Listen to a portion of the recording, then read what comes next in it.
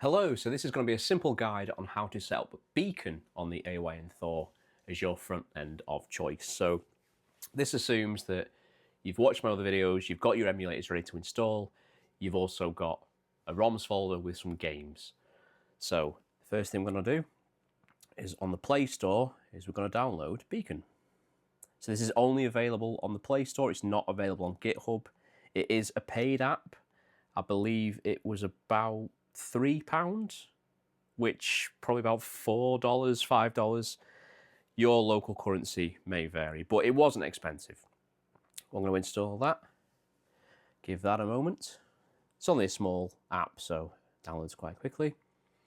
So here we have Beacon. So this looks quite nice, but it does require some manual setup. So the first thing we're going to do is we're going to add a platform. I'm going to pick the platform type. So we'll just go down the list. We'll do 3DS. And then for our player app, so 3DS, I use Azahar. And then our ROMs folder, we have here, we'll look for N3DS. We'll use that folder and we'll allow it. You can pick the box art aspect ratio. It should default to the correct one for that system. I leave all these as default and I didn't have any issue. You can also pick custom backgrounds.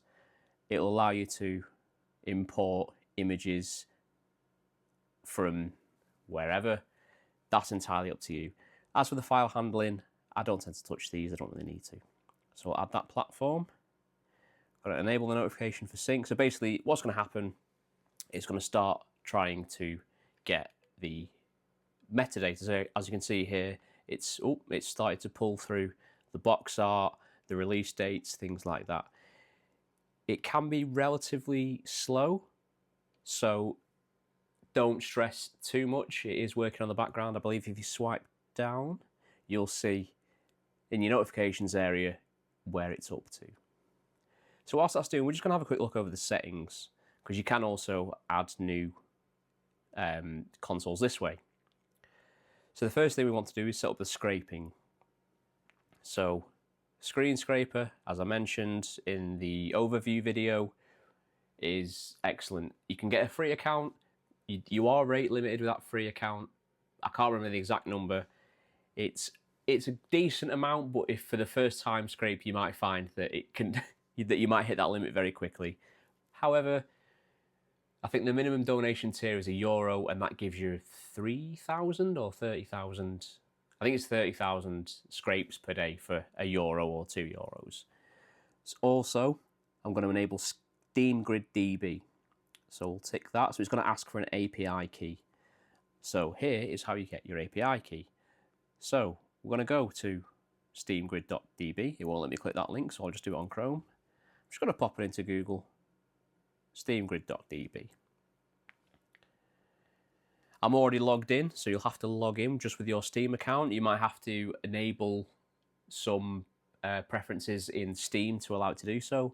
Once that's done, if you go to Preferences,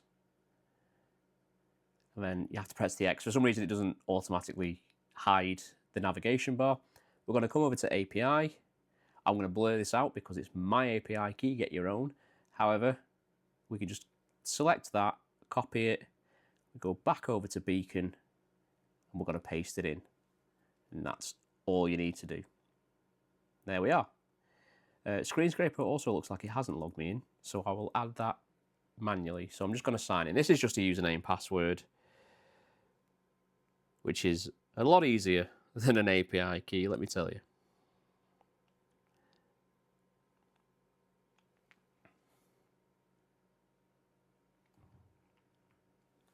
So there we are, that's all signed in.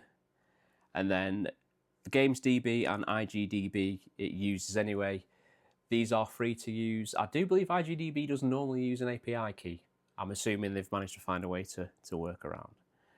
So for preferences, there's different themes. I prefer to use, like I said, I like the dark theme. There's also different colours.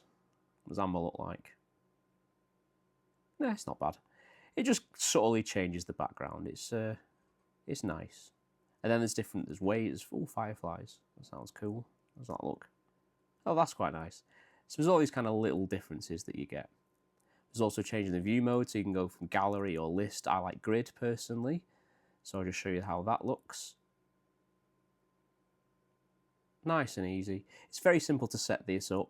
If you want to have a favorites tab or a now tab, which I think is you recently played, there's menu sounds, you can customize background music, you can change how the buttons are laid out, and as I said in my previous video, there is a Discord. If you have any issues, feature requests, a lot of people post custom assets in there for icons or backgrounds or things like that. So it's good to get involved in that community if Beacon is your platform of choice.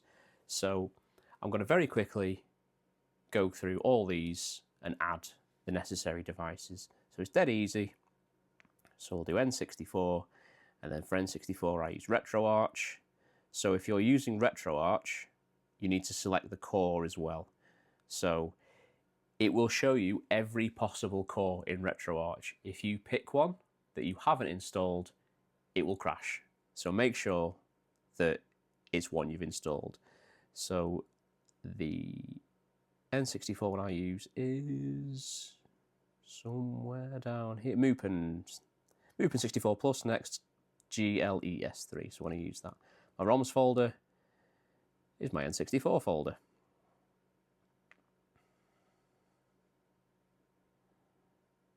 And there we are. And then as before, it's got a 3:2 box art aspect ratio. No need to change that in my eyes. I'm not going to pick a custom background. I believe there might be some custom backgrounds in the Discord. I'm a bit of a Discord hater, so I try to use it as little as possible. However, there we are. So I'm going to add that platform, and if I go back, you'll see that it's syncing. It might take a moment. And then if I check my notifications area, I believe it's still, it's starting to come through. So it's not showing the notifications area yet, but it is obviously doing something. So best thing to do is just leave this open. So yeah, all you need to do is carry on adding your systems. If this helped you out, I'd appreciate a like or a subscribe. If you've got any questions or comments, feel free to drop them below, and I will see you next time.